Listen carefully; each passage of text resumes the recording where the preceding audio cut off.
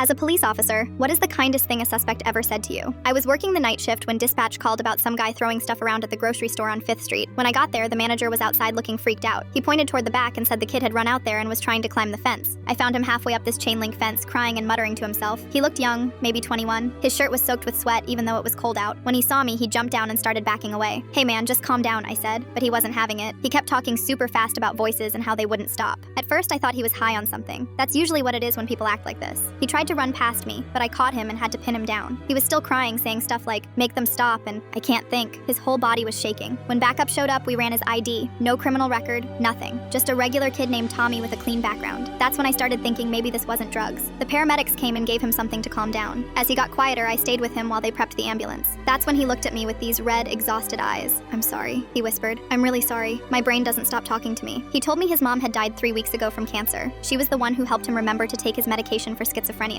Without her there to remind him every day, he'd forgotten for almost a week. The voices came back worse than ever. "She used to make me breakfast and put my pills right next to my orange juice," he said. "I didn't even realize I stopped taking them until everything got loud again." He was looking at me like I might arrest him or something. But honestly, I just felt bad for the kid. Here he was, dealing with this illness all alone, and he'd probably spent the last few hours thinking he was going crazy. "Can I ask you something really dumb?" he said as they were about to load him in the ambulance. "Sure. Can you just hug me before they take me? I know that's weird, but I haven't had anyone hug me since my mom died." I looked around. My partner was talking to the store manager. The paramedics were busy with their equipment. Nobody was really paying attention. "Yeah, that's okay," I said. So I hugged this kid I just tackled behind a grocery store. He hugged back like he really needed it. It only lasted a few seconds, but I could feel him take this big breath, like he was finally able to relax. They took him to the hospital, and I figured that was the end of it. You meet a lot of people in this job, and most of them you never see again. But about 4 months later, I was working a community event at the park. We do these things where kids can sit in the police cars and we give out stickers and stuff. I was standing by my cruiser when this clean-cut guy walked up to me. "Officer Tasha?" I looked at him. He looked familiar, but I couldn't place him right away. "It's Tommy, from the grocery store." Then it clicked. He looked completely different. His hair was cut neat, he'd gained some healthy weight, and he was smiling. Actually smiling. "Wow, you look great," I said, and I meant it. "I'm back on my meds. Got a caseworker now who checks on me twice a week. And I got a job at the auto shop down the street from where my mom used to work." He reached into his pocket and pulled out this folded piece of paper. When he opened it up, it was a drawing of 2 stick figures hugging. One was labeled Officer Tasha, and the other was Tommy. "I drew this while I was in the hospital," he said. "I kept thinking about how you didn't treat me like I was dangerous or crazy. You just treated me like a person who needed help." I had to blink a few times because I was getting emotional. In this job, you see a lot of bad stuff, people at their worst moments. You don't often get to see how things turn out. "I still carry it in my wallet," he said. "It reminds me that even when everything feels impossible, there are still good people who care." A little kid ran up wanting to see the police car, so Tommy stepped back to let me do my job. But before he left, he said one more thing. "Thank you for the hug. I really needed it."